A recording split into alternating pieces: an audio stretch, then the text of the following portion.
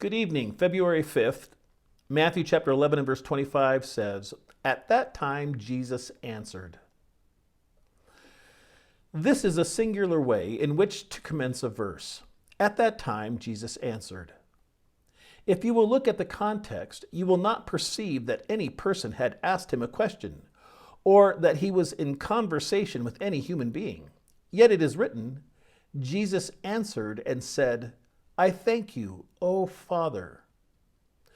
When a man answers, he answers a person who has been speaking to him. Who then had spoken to Christ? His Father. Yet there is no record of it.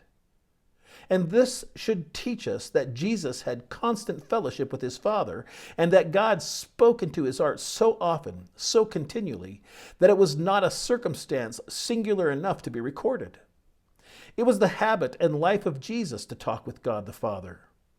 Even as Jesus was in this world, so are we. Let us therefore learn the lesson which this simple statement concerning him teaches us. May we likewise have silent fellowship with the Father, so that often we may answer him, and though the world knows not to whom we speak, we may be responding to that secret voice unheard of any other ear, which our own ear, opened by the Spirit of God, recognizes with joy.